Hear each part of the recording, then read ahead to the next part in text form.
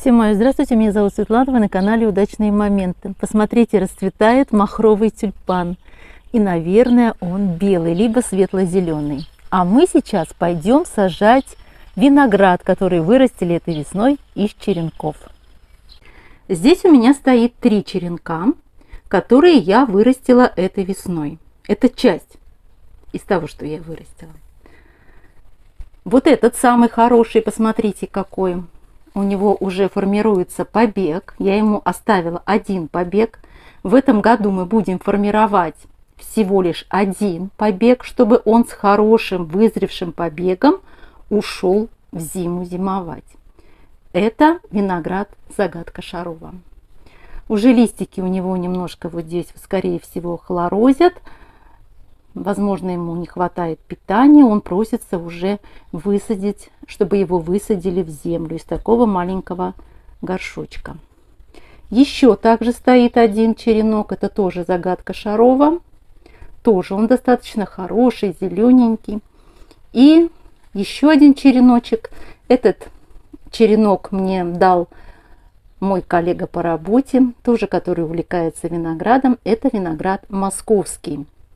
Не знаю, насколько правильно это название, но он говорит, что очень неприхотливый, не очень крупный, но очень-очень сладкий. И очень мало с ним проблем, с этим виноградом. Вот и я решила себе посадить такой виноград на участке.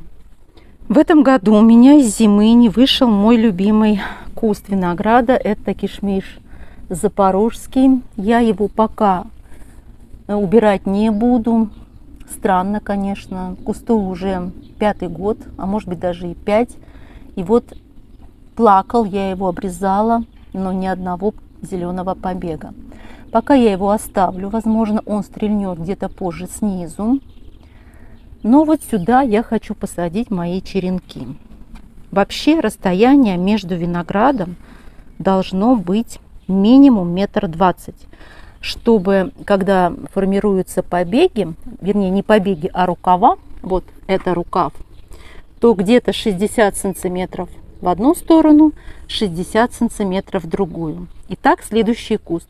60 из того куста, с другого 60, и будет минимальное расстояние 1,20 м.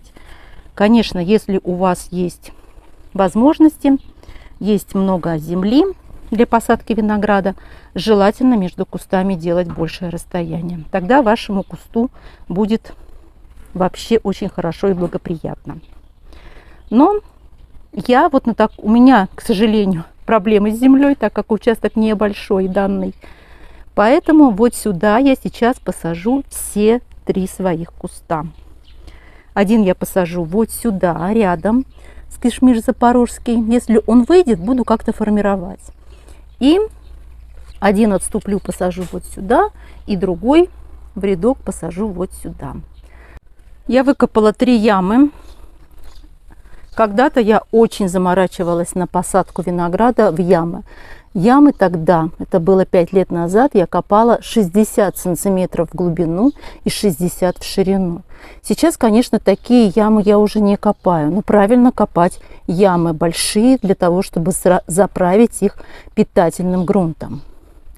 У меня яма поменьше. Только что недавно у нас был ливень, поэтому здесь стоит вода.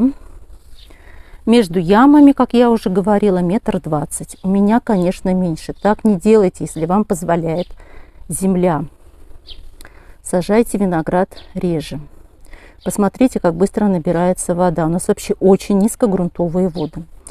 Это не значит, что я так глубоко буду сажать виноград. Просто эти ямы я сейчас буду заправлять питательным грунтом. В яму нужно положить все, что у вас есть. И питательный грунт, и удобрения, и золу, и вермикулит. В общем, все как обычно, когда вы сажаете свои любимые растения, точно так же вы делаете для винограда. И 5 лет назад, когда я копала глубокие ямы, я на дно ямы положила отсекатель холода, в типе различных старых фуфаек, скажем так. Конечно, сейчас я этого уже делать не буду. Тогда я очень тщательно к этому подходила. Не знаю, оправдала это, не оправдала. Как мне жалко мой куст винограда. Я все-таки надеюсь, что он придет в чувство.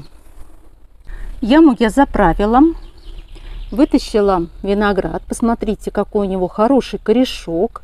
Корни свеженькие, беленькие, хорошенькие. И вот сейчас я буду его сажать. Посадить виноград нужно так, чтобы вот это место, где черенок и земля, точно так же было на уровне земли. Не выше и не ниже. Поэтому я его немножечко подниму. После того, как мы посадим, мы подвяжем опору нашему побегу и будем убирать у этого побега все пасынки, которые будут образовываться между листочком и основным стеблем. И будем выращивать один хороший здоровый побег. И теперь начинаем присыпать его землей. Точно так же в землю можно добавлять различные питательные вещества. У меня, в частности, вот это конский навоз, песочка, какие-то удобрения бросили. Вот вермикулита у меня, к сожалению, на данный момент нет. Я уже туда его в яму опустила, и больше у меня добавить сюда нет. И вот так вот мы его присыпаем. Для чего нужно делать такую питательную яму? Ну, чтобы где-то год-два вы особо не заморачивались на то, что виноград нужно постоянно подпитывать, и там скудная почва. А так будет хорошо заправленная яма. Виноград я посадила. У меня получилось 3 кустика, так как я и планировала. Я сделала вот такое ограждение. Пока это похоже на клумбу. Ограждение нужно сделать винограду обязательно. Нужно, чтобы все знали, что у вас здесь растет виноград. И дети, и взрослые. Не приведи, Господи, кто-нибудь случайно наступит на ваш побег, и виноград умрет. Это очень печально, скажу я вам. Мы это проходили. Поэтому ограждаем и обязательно побег подвязываем. Ставим вот такую высокую опору. А желательно, если кто может, сразу делать вот такие шпалеры. У меня деревянная. Конечно, их делают железными. Это очень качественно и хорошо для винограда. Они долговечные, многолетние. Пока что я поставила палочку. Палочка должна быть достаточно высокой, потому что вот этот побег мы будем растить в высоту до 2 метров. Поэтому ставьте сразу высокую палочку. И вот так побег обязательно привязать. Наш побег должен расти вверх. Если мы его не привяжем, просто бросим, и он будет расти так, как хочет, он, естественно, ляжет на землю, и сработает полярность у винограда. Это когда от побега, который горизонтальное положение принял, начнут расти побеги вверх. Нам этого не надо. То есть он начнет выбивать пасынки, и начнет виноград расти так, как нам не нужно. Этот побег тоже привязан. Вот это у побега называется коронка винограда. Видите? Вот такая изогнутая. Это совершенно нормальный, здоровый побег. Если вы видите, что у побега вот такая изогнутая верхушечка, коронка винограда, это говорит о том, что побег ваш здоровый, и он прекрасно растет. Вот здесь, видите, существует пасынок. Этот пасынок мы уберем. Вот если мы этот побег не привяжем, а положим его горизонтально, то вот эти все пасынки пойдут вверх. Всегда так у винограда. Поэтому побег привязан, и мы его отрываем. Следующий побег тоже привязан. Здесь тоже здоровая короночка винограда. Расти, мой хороший, радуй нас вкусными, прекрасными ягодами. Вот так делать, как сделала я, нельзя. Посмотрите, я посадила, помнила, пока сажала, что молодые выращенные из черенков кустики винограда нужно притенить от яркого солнца. Но я этого не сделала, и ровно за один день у меня листочки подожглись.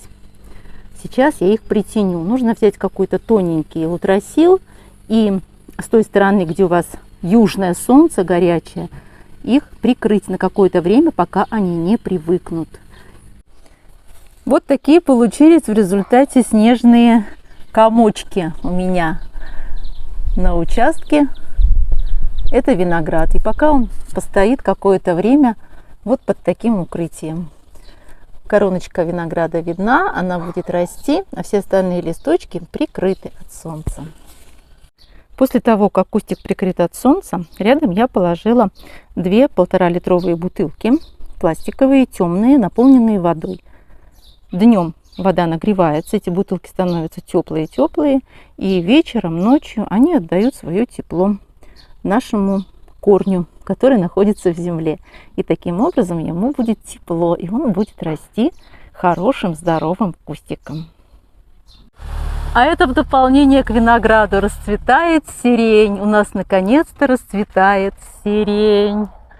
Вот, я теперь запомню, что виноград я сажала тогда, когда начала цвести сирень. 2022 год. Всем пока-пока, мира, добра. Подписывайтесь на канал и сажайте, и растите виноградную лозу с удовольствием.